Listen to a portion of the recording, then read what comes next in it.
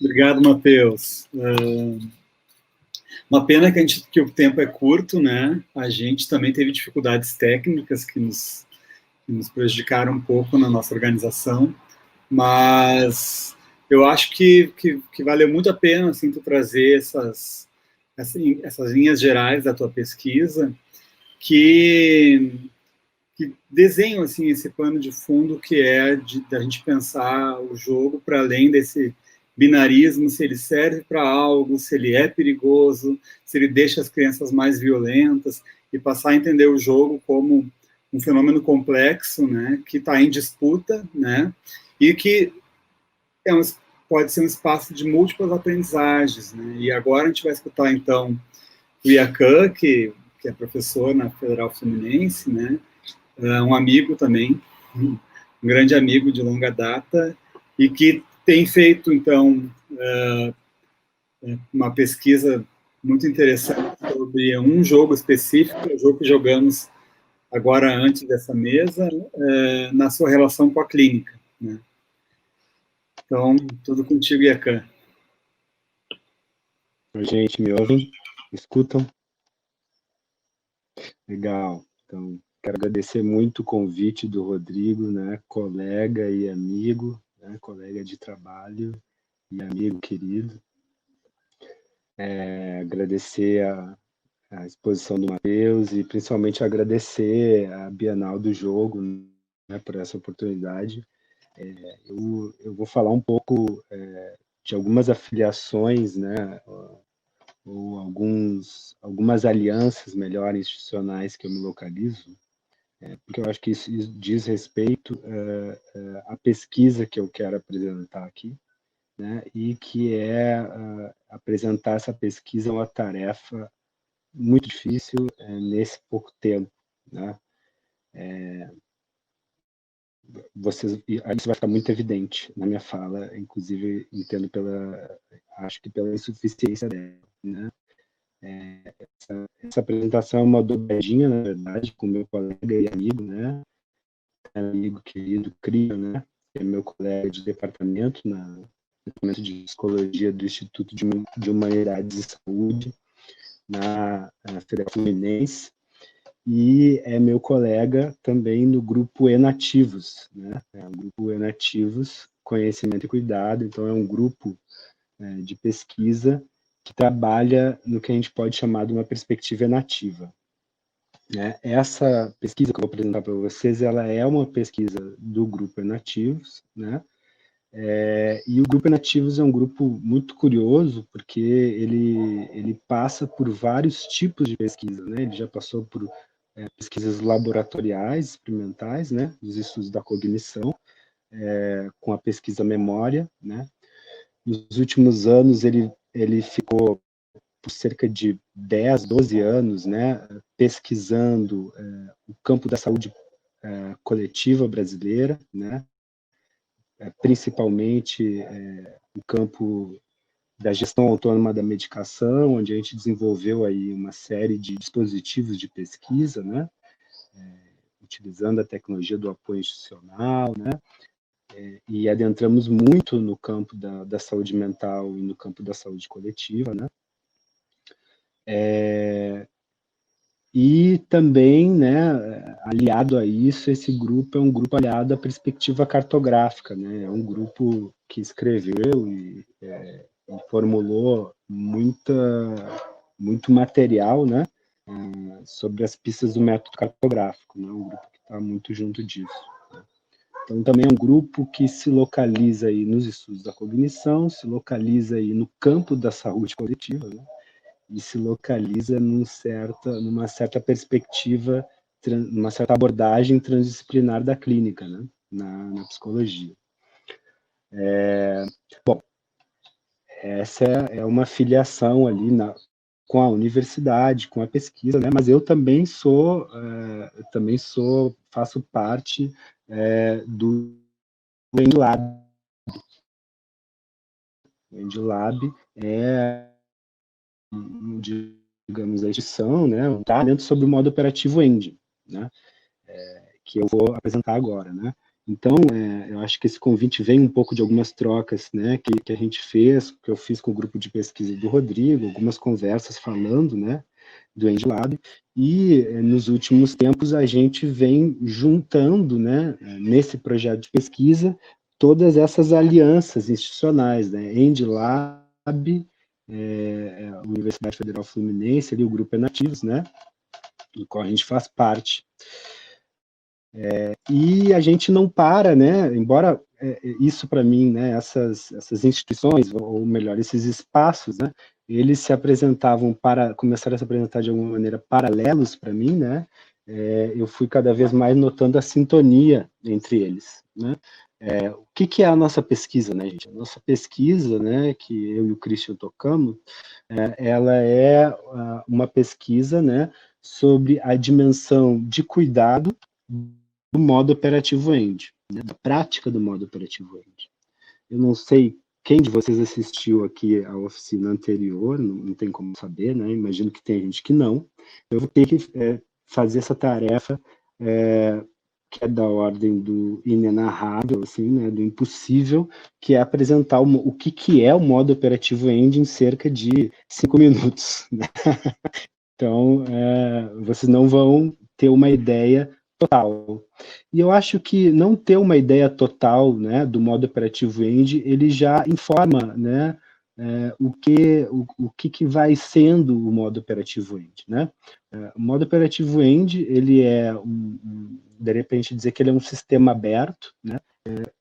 Ele é um sistema aberto de como a própria criadora do modo operativo End anunciou, de pensação, né? Ele é um sistema de pensamento, né? Ele tem, né, uma produção teórica, né? E veiculado, né, inseparável, né, não é nem gerador e não é nem resultado, é imanente a essa produção teórica, ele tem um dispositivo de jogo, né, ele é um jogo. A prática do modo operativo End é uma prática de jogo, né, e também é uma prática de pensamento, né. Basicamente, eu diria, e aí eu vou pedir permissão, né, para a pessoa que criou isso, né, e que é minha parceira no EndLab, que é parceiro também dessa pesquisa, que é a Fernanda Eugênio, né, a antropóloga e artista Fernanda Eugênio. Eu vou pedir permissão para falar aqui dessa apropriação singular, né, desse modo específico de descrever o modo operativo End. Basicamente, o modo operativo End é um jogo, né, que tem como matéria, né, e que tem também como problema a relação. Né? Nossa, isso é muito abstrato, né? A relação. E, ao mesmo tempo, sim, é muito abstrato, mas justamente no modo operativo End trata-se de colocar esse problema sempre e a cada vez, né, de uma maneira situada. Né? Como que ele faz isso? Né? Basicamente, o dispositivo de jogo associado ao modo operativo End, ele se desdobra em vários jogos, né? Mas assim, o dispositivo base de jogo, né, é um tabuleiro em branco, né, que geralmente a gente faz com uma marcação no chão, né, com fita crepe, e que, em princípio, né, está em branco. E a gente tem aí uma série de materiais de todo tipo e de qualquer tipo, né? Sucatas, essa água aqui, né? Esse grampo aqui, qualquer coisa, né? A minha voz, uma voz, né? A voz, o som, né? E se trata de, neste tabuleiro, que é entendido como uma zona, um recorte, né? Uma zona de atenção, né? Que vai recortar o plano da relação, né? Se trata de, nesse tabuleiro, fazer um jogo de composição. Se a gente for estudar um pouco mais o modo operativo End, a gente vai ver que não é exatamente uma composição, mas é uma posição com, né? Então, nesse jogo, a brincadeira desse jogo é basicamente encontrar a regra do jogo, né? A gente vai fazer uma composição com esses materiais, onde todo tipo de metanarrativa que fale sobre o jogo simplesmente não tem nenhum valor. Né? a gente, quando joga o modo operativo indie, a gente não conversa, a gente não combina, né? É um jogo que se joga no silêncio, embora eu possa usar, né, a voz, né, a matéria da voz, eu posso usar, né, e eu uso a matéria do gesto, né? E nesse espaço de relação, que nesse recorte, né, trata-se de a gente fazer uma composição coletiva, né, que se faz por posicionamentos, e a grande lance, né, desse jogo é que a gente não tem nenhum projeto para fazer essa composição. Né? Não há nenhum projeto prévio, né, e não há ninguém que coordene essa composição, certo? Então, a gente diz que nesse jogo se trata mesmo de, ao mesmo tempo, um duplo movimento, que é paradoxal, que é um movimento de acessar e um movimento de produzir o comum, né? Se trata nesse jogo de ao mesmo tempo acessar e ao mesmo tempo produzir o comum, né? Ao longo do tempo, a Fernanda foi dando aí várias nomeações para esse jogo, né? Eu ainda vou apresentar o que eu vou falar dele aqui, são as mais inaugurais, as mais antigas, né? Que dizem respeito digamos assim, essa brincadeira que não tem regra e que se trata de uma brincadeira de encontrar regras, ou seja, de criar regras, ou seja, de alguma maneira encontrar regras imanentes ao jogar, né? Se trata de enfrentar algumas perguntas, né? Por exemplo, a pergunta como viver juntos, né? É uma pergunta base que sustenta o ideário do jogo, e como não ter uma ideia, porque se trata justamente de entender que para essa composição coletiva, sem chefe, sem projeto prévio, as ideias, elas geralmente muito mais atrapalham do que ajudam a gente construir o comum, né? Bom, aí tem uma complexidade enorme que não vai dar tempo da gente enfrentar aqui. Eu acho que talvez seja melhor falar do jogo no sentido de produzir algumas perturbações no pensamento do que explicar ele, até porque ele é um sistema aberto, né? Ele está sempre se recriando e está sempre sendo reenunciado, né? De modo que é um jogo não competitivo, né? Que se trata então de encontrar regras, modos de jogar ao jogar, no caminhar do jogo, né? Que mais que eu posso dizer? Sim. Um outro modo de falar do que é o modo operativo end, né, seria dizer que o modo operativo end é uma brincadeira do reparar, né? E aí dentro do ideário do jogo, né, se trata de tomar isso que a Fernanda nomeou como reparar em 3 modulações, né? A primeira modulação do reparar é o reparar. Então, quando a gente é parado, né, quando algo nos interpela, o exercício é a gente parar frente àquilo que nos interpela. Essa é a primeira modulação, né? Então, poder parar, né? A segunda modulação é que depois que a gente para, né, depois que a gente aceita que a gente foi parado pelo acontecimento, é a gente poder reparar, olhar, né, no que tem ali, no que aconteceu, né? E a terceira modulação é a modulação de fazer a reparagem, ou seja, a gente agir, intervir naquilo, não do que a minha ideia diz, né? Não do que eu acho que é a realidade, mas do que aquela realidade, aquela determinada situação, ela pede, né, para sua sustentação.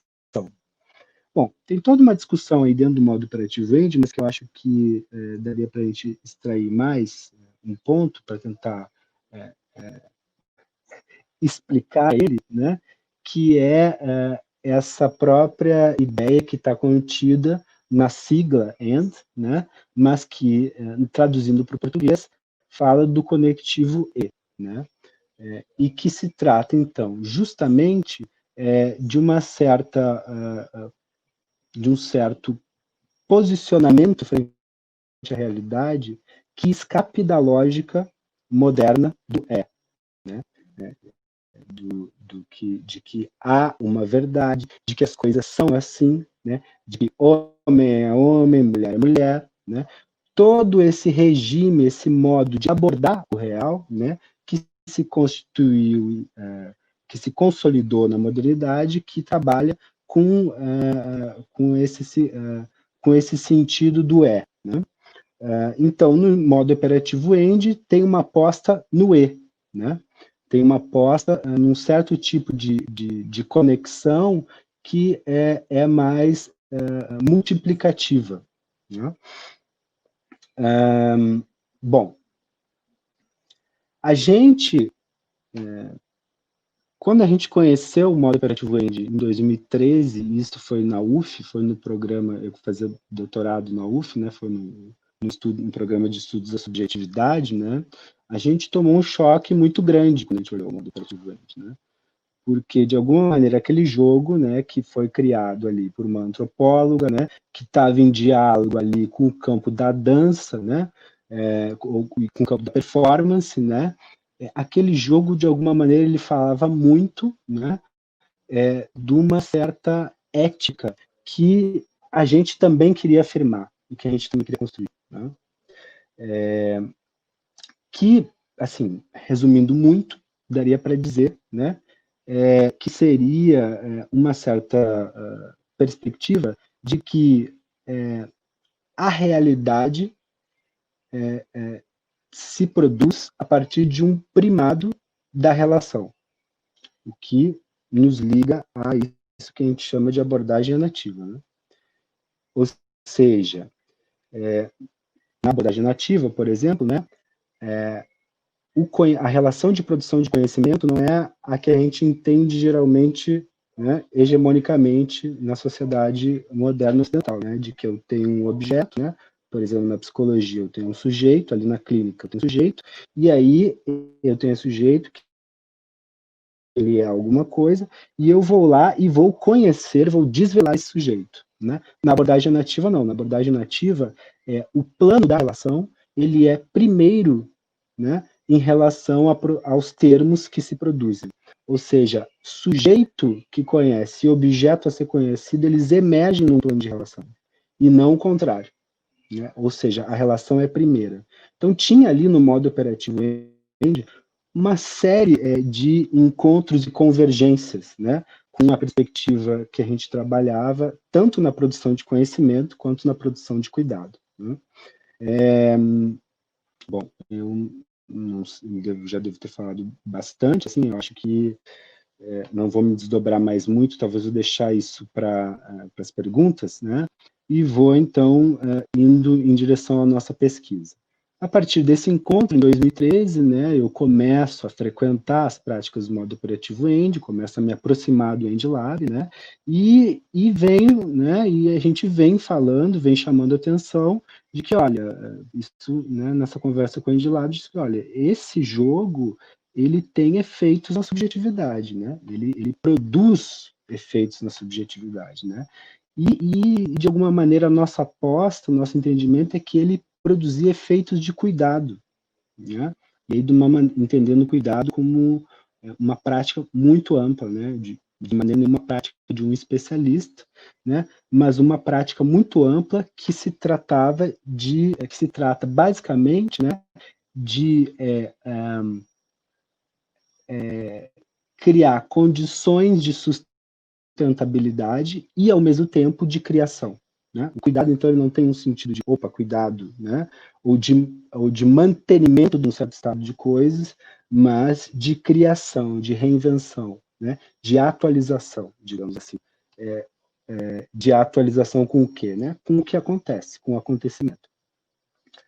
A gente vem, né, conversando sobre isso, a gente produz, né, uma escola de verão do modo operativo end, né, que se chamava Os Modos do Cuidado, onde a gente entendia que na prática de jogo do modo operativo end, eu tinha vários espaços de relações, né, fractalizados, que estavam em jogo ali em cada pequena jogada do modo operativo end. Vou tentar explicar. O jogo do modo operativo end, ele era um jogo que se dava, né, entre nós, né, ou seja, entre várias pessoas, né, era um jogo entre as pessoas, era um jogo, digamos, intersubjetivo, né, eu jogava com outros jogadores, mas ele se dava também num espaço de relação que era o entre muitos, né, que seria entre objetos, né, com coisas, né. Eu estava ali, é um jogo que se construía a partir dessa relação com objetos inanimados, né, e ele era um jogo que também convocava um outro espaço relacional, que é o espaço do entre si.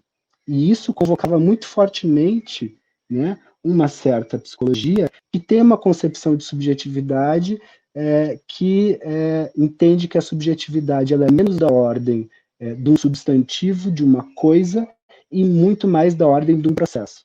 Por isso que esse entre si, né, convocado no jogo do modo operativo End, ele se aproximava muito do que a gente ia entendendo como subjetividade, não como uma instância interna, mas como um espaço de relação interno, vamos dizer. Ou seja, o modo operativo End é um jogo que se dava de si para si também, né?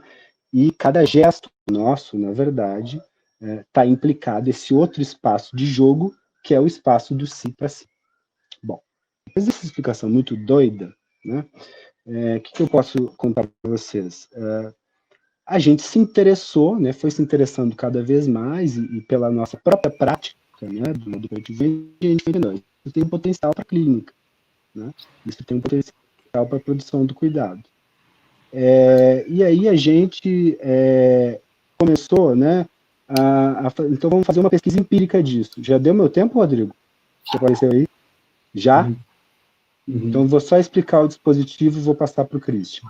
Tranquilo. A gente montou um dispositivo de pesquisa, né, que tratou de construir um percurso pelos vários jogos do modo operativo End, né, e tratou de tomar como problema que experiência é essa do jogo, né? Como que a gente experiencia esse tipo de jogo, né, muito singular, né? E a gente está tratando ainda, a pesquisa está acontecendo ainda, né? A gente já fez aí um trabalho de campo, agora produzimos um material. A gente está tratando de cartografar os efeitos do jogo na experiência, né? E aí a gente tem, a gente fez isso com psicólogos em formação, né? Psicólogos clínicos em formação, no estágio lá do curso de psicologia da UF de Rio das Ostras, né? E a gente tem, eu teria várias hipóteses para falar aqui para vocês, mas como o tempo já foi, né, vou dizer que a gente tem duas hipóteses básicas para essa pesquisa, né? Uma que essa prática de jogo, né, ela produz um cuidado da experiência, e aí acho que o Christian vai poder falar um pouco do tipo de experiência que ela cuida, né, do tipo de experiência que está em jogo, que a gente entende que está em jogo nesse jogo, e que ele, de alguma maneira, ele forma, né? Ele forma um certo corpo, né? Ele forma uma certa posicionalidade no mundo, né? Que é muito útil ao clínico, né? Por se tratar de uma formação para o sensível, para a relação, para a matéria da relação, né? E, de alguma maneira, ele se aproxima do que, no método da cartografia, a gente vai entendendo que é a formação do cartógrafo, que é uma formação para o mundo. Então, eu diria que a nossa hipótese de pesquisa, ela vai nesse sentido, né? O jogo, ele cuida da experiência e ele produz um certo tipo de formação. Mas não é uma formação, né, ligando com a fala do Matheus, ela não é uma formação utilitária, né? Ela não se aproxima de nenhum tipo de capacitação, né? Ela é uma formação para uma sensibilidade à relação e ao acontecimento. Bom, já devo ter me passado bastante, eu vou jogar a batata quente agora para o Cris. É muito bom, Yakut, eu escutar, assim, é uma pena que o tempo esteja contra a gente nesse momento. Eu acho que quem vi nos debates que está todo mundo interessado em conhecer mais do jogo, né? Ele foi gravado hoje à tarde, então vai ficar disponível para no site da Bienal.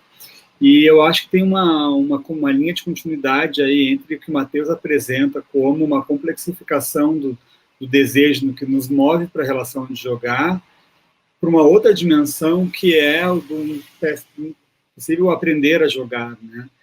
Que é muito mais complexo do que aprender a desempenhar bem num jogo específico, né? Mas é o aprender a se colocar numa relação brincante, uma relação lúdica, uma relação de jogo barra invenção, que é o que o Andy traz, né? Então, essa dimensão de treino, de exercício, que é um exercício muito diferente, né? Que é o exercício para aquilo que a gente não sabe o que é ainda, é uma das coisas mais encantadoras dessa proposta. E agora a gente vai ter a oportunidade de ouvir um pouco mais dela, né? Nessa relação com o cuidado, então, tu anunciou aqui junto com o Christian. Então, obrigado. Vamos receber aqui o Christian Sade. Valeu, Rodrigo. Obrigado pelo convite. Você é um prazer poder estar participando desse evento, poder estar encontrando, né, fazendo novas parcerias, encontrando pessoas bacanas aí para construir novas parcerias de trabalho, poder estar contribuindo. Meu nome é Christian, sou parceiro do IACAN de pesquisa, de grupo de pesquisa, e também lá no curso de psicologia de Rio das Ostras, e venho já há algum tempo aí nessa parceria com o IACAN em relação ao Andy. A gente tem muito pouco tempo, né? Eu vou tentar ser bastante sucinto aqui na minha fala, enfim, vou tentar para a gente deixar pelo menos aí uns 10 minutos antes das 5, né, para a gente poder fazer o debate. Mas, assim, a experiência do Andy é uma experiência muito rica, né, como vários já falaram aí, ela se articula com muitas das abordagens teóricas que a gente já estudou, e uma delas, como já foi destacada aqui, é a questão da abordagem nativa do Francisco Varela, dentro do campo da cognição. Então, assim, eu vou tentar falar rapidamente uma questão, só para, em termos de complemento mesmo à fala do IACAN, né, o IACAN já trouxe vários pontos, que, assim, o Andy, ele é um jogo, né, o que a gente pode colocar, assim, em termos bem básicos, do ponto principal de articulação do Andy com a abordagem nativa do Francisco Varela. É justamente esse aspecto do primado da relação. O primado da relação, que é um ponto fundamental na abordagem nativa, né, a ideia de conhecer não é representar o mundo a priori, por um sujeito a priori, mas é com a emergência, com a invenção de si e de mundo. E, ao mesmo tempo, o Andy, ele é um tipo de jogo, né? Ele traz para a ideia de jogo essa invenção constante de si e de mundo. Ele nos ajuda, é muito bacana, é muito gostoso, porque ele nos ajuda tanto a pensar isso, quanto a poder praticar, né? Tem esse aspecto interessante, né? A gente consegue discutir em termos de pensamento, de teorização, tudo isso a partir do Andy, consegue vivenciar, consegue poder praticar. Então, isso é um ponto importante, né? Porque não é um jogo, diferentemente de outros, da ideia de jogo senso comum, assim, como a gente pensa, é um jogo que tem uma certa vacuidade.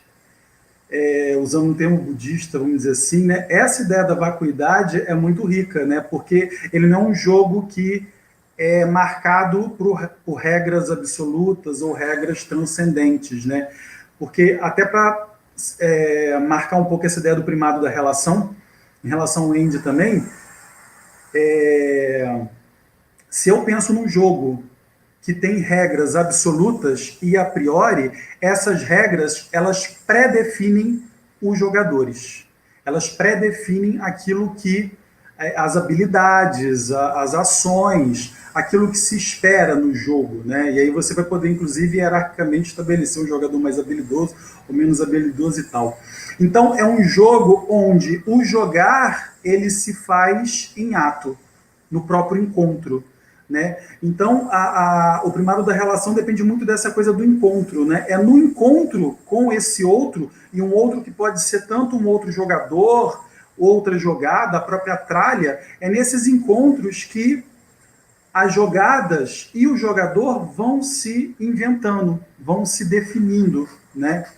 É um encontro com o próprio acidente, né? A ideia de acidente que força uma reparagem. Então, a ideia de reparagem, né, que é tão importante no Andy, tem a ver com isso, né? Tem a ver com esse primado da relação, com a importância do encontro. A ideia de encontro tem uma dimensão ontológica, isso é o primado da relação, né?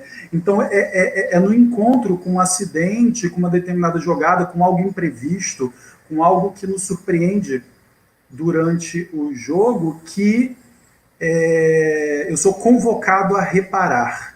E nesse reparar, eu me constituo, assim como o próprio jogar se constitui. Agora, o que é interessante? Que esse reparar, justamente porque ele tem esse aspecto constitutivo, ele não é um reparar apenas de um outro, de um objeto a priori. Esse reparar, ele traz a própria ideia da relação nele mesmo. Ele traz um pouco da própria ideia de coemergência ou da codependência. Então, um dos aspectos mais importantes que a gente pôde ver na pesquisa, eu já estou trazendo aqui, né, nesse pouquíssimo tempo, um pouco dos resultados, né? Um aspecto fundamental é que também tem uma reparagem de si, né? O Yakan trouxe um pouco isso na fala dele, né?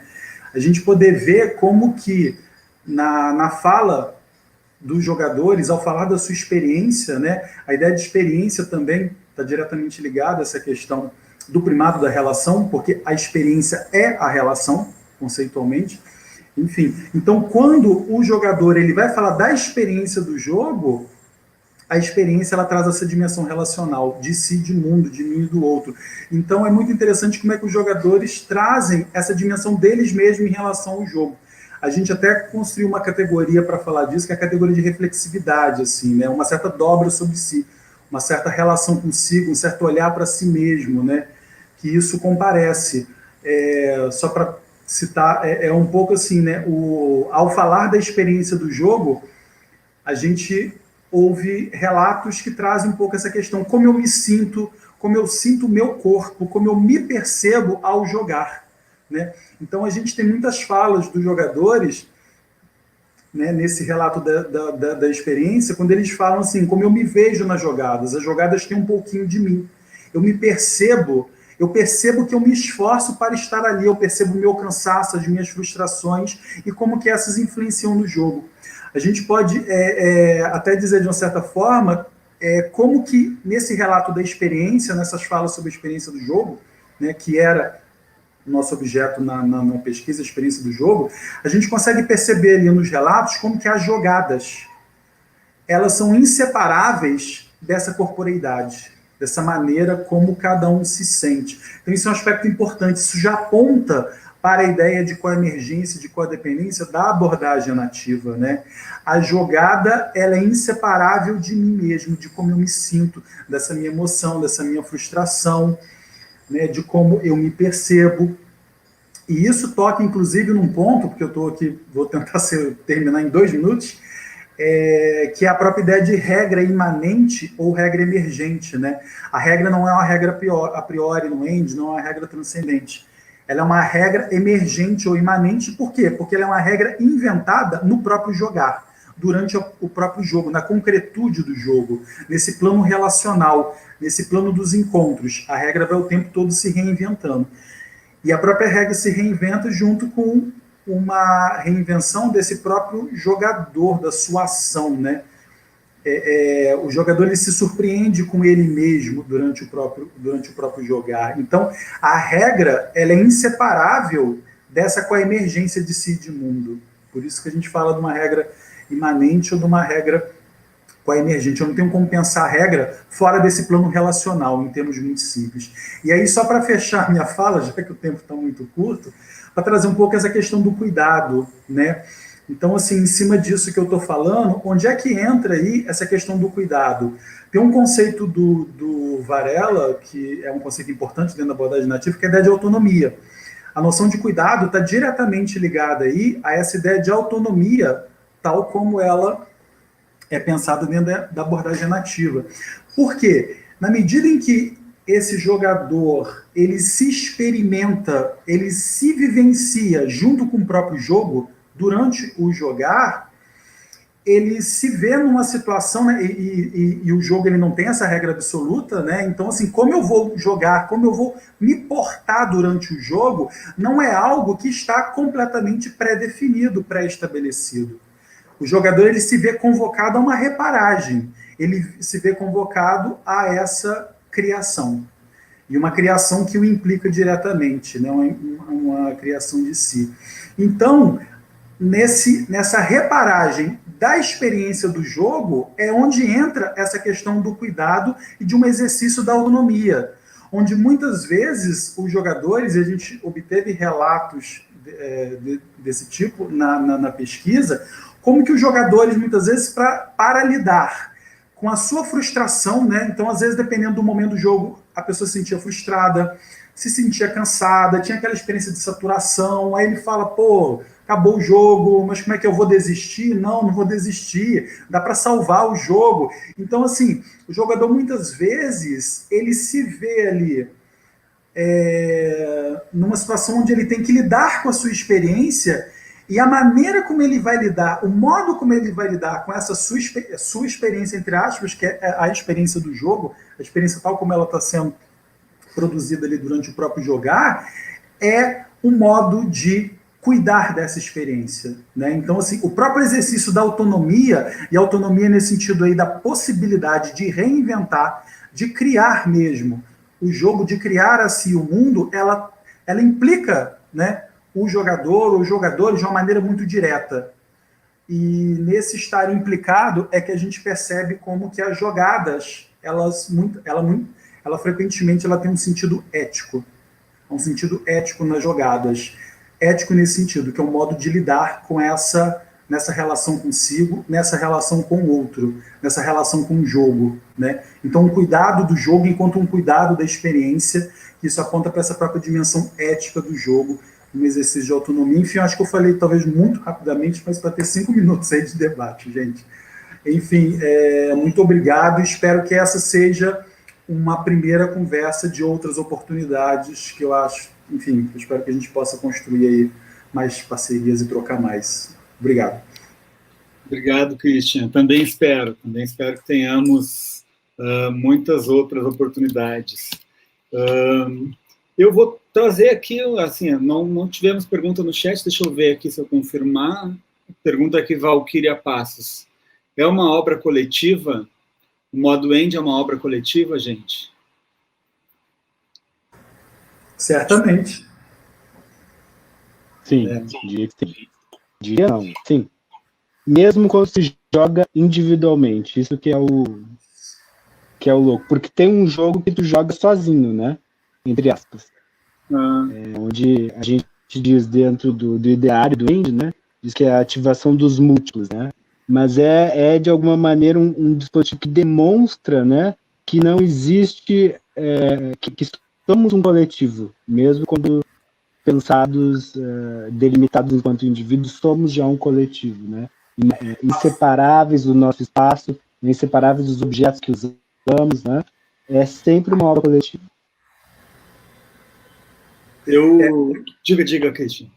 Não, só rapidamente, só complementando isso que o Iacan falou, é muito interessante nisso que eu falei nos relatos, né, sobre a experiência do jogo, isso que eu falei de a potência ontológica do encontro, ela mostra como que a tralha, né, acho que é um bom exemplo disso, a tralha, ela é um atuante, né, que é até um conceito do Bruno Latour, ela atua em nós, ela tem essa potência de atuar sobre nós, nesse sentido é uma construção coletiva, né, não é uma coisa unilateral do jogador.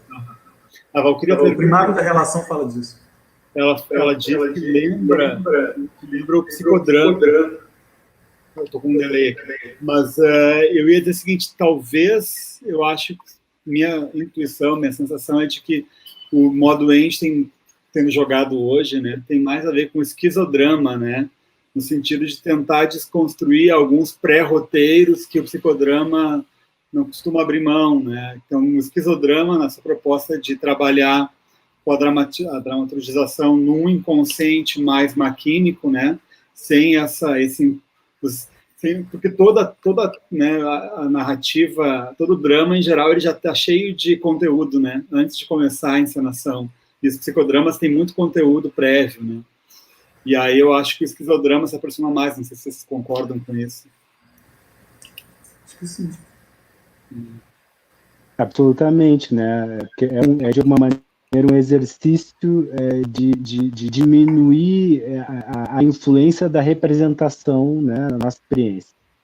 A gente está entendendo a prática, né, modo operativo End como uma espécie de técnica de si, né, que exercita alguma coisa, né, que é ético, estético e muito político, né, justamente a matéria da micropolítica que ele trabalha, e que trata, justamente por ser político, né, de minorar, né, de diminuir a incidência da representação, né, na nossa experiência.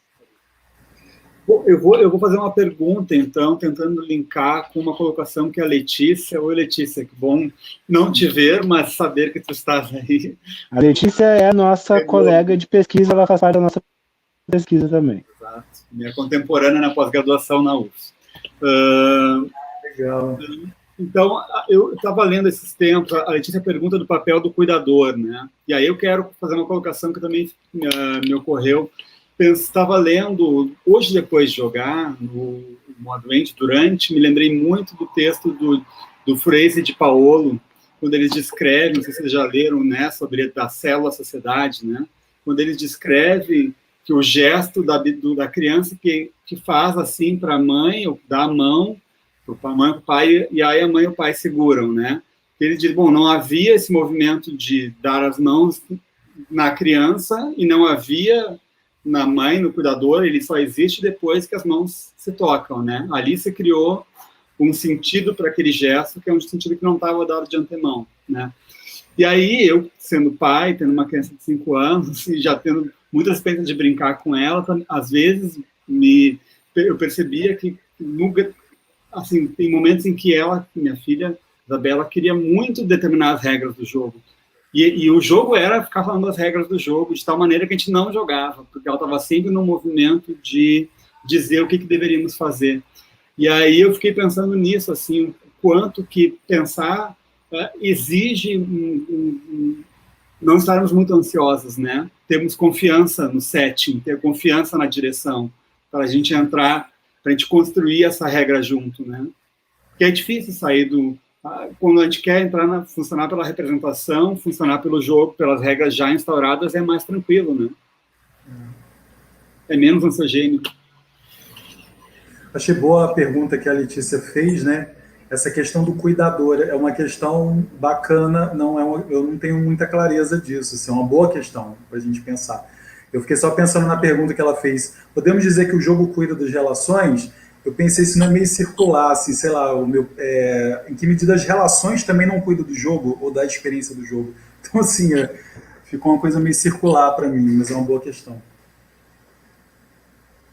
E eu acho que essa questão que o Rodrigo falou, ela está na base, né? Por isso que essa sintonia com a abordagem nativa, né? Porque, de alguma maneira, o End, ele coloca em relevo, né, essa dimensão da coemergência, né, o que no próprio ideário do jogo se chama da dimensão da inseparabilidade, né, ou seja, esse gesto ele não está ali, né, de fato ele não está nem no pai nem na mãe, né, mas o End é como se fosse um dispositivo, né, um acelerador de partículas, a gente brinca, né, um microscópio para a gente exercitar isso, né, exercitar essa dimensão da realidade que é a primeira, né?